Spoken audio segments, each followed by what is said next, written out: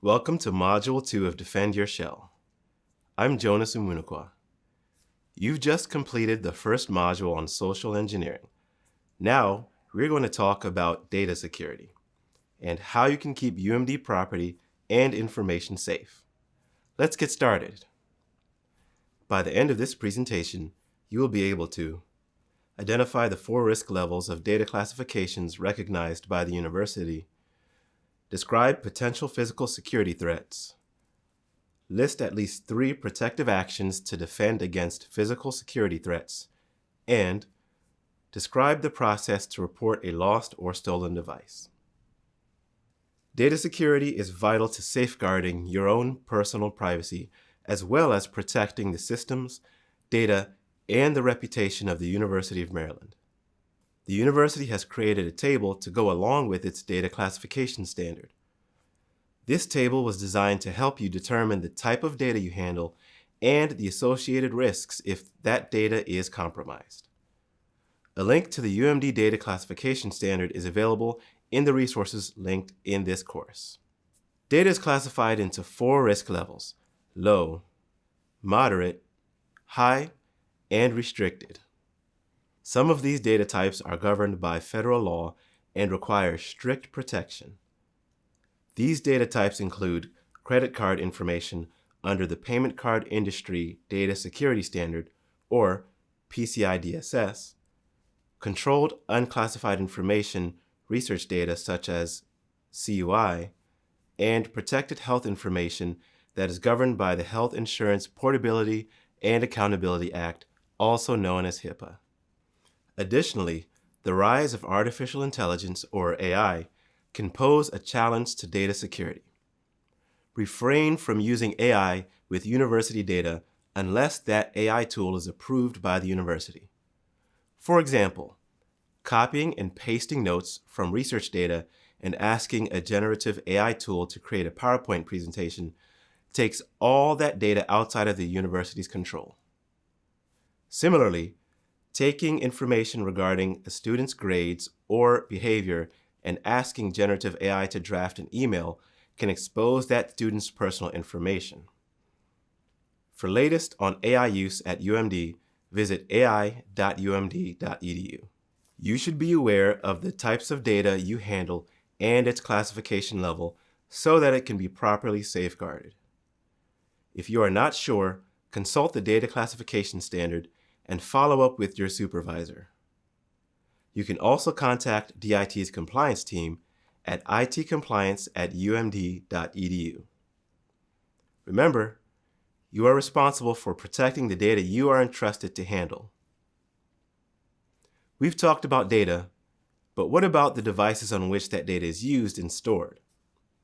Nationally, 1 laptop is stolen every 53 seconds.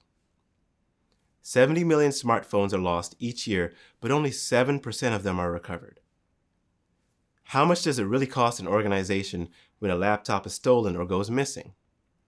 Well, after you consider the loss of productivity, loss of intellectual property, potential data breaches, and legal fees, you could be looking at hundreds of thousands of dollars or more. You can imagine the value these devices have to criminals. So let's go over some best practices to protect your devices and data. Passphrase protection. Your devices should be protected by a passphrase to prevent unauthorized access. Use UMD Box or Google Drive. Cloud storage like UMD Box or Google Drive can ensure your data is stored securely. Use SecureShare. If you need to send sensitive data or personnel records via email, use SecureShare rather than your UMD email. Use GlobalProtect VPN. GlobalProtect, the university VPN software, should be used whenever you are conducting business that requires access to critical systems or sensitive data. You should also use VPN whenever you are connected to public networks such as a cafe, hotel, airport, or co-working space. Be aware of your surroundings. If you work with sensitive data, Be aware of those around you and lock the screen when you need to step away. If you have to leave your laptop in a parked car, make sure it is hidden from view and lock your vehicle. Physical data protection.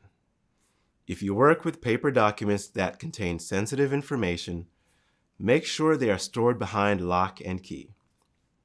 Keep UMD data within UMD. If you have been issued a university workstation, your work should be performed on that computer and not on personal computers. The university is required to conform to certain IT security standards issued by the University System of Maryland, and personal computers may not meet these requirements.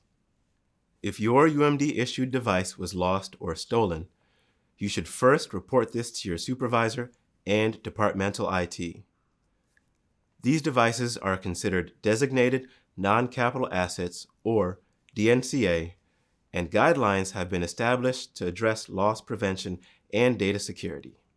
This includes reporting the loss or theft and updating the inventory records for that device. More information on DNCA guidelines can be found in the Resources folder within this module. If your UMD-issued device was stolen from a campus location, you should also contact the University of Maryland Police Department at 301-405-3555. Good work! You've finished Module 2 on data security. Now you've learned how you can keep your UMD property and data safe. Let's take a moment for a quick review before you take the quiz. Use passphrase protection on all devices. Use UMD Box, Google Drive, and Secure Share to store and transmit files. Use Global Protect VPN. Be aware of your surroundings and do not leave your laptop or other devices unattended. Secure physical records behind lock and key. Do not conduct university-related business on personal devices, and report all lost or stolen UMD property. Now you're ready to test your knowledge about data security. Good luck!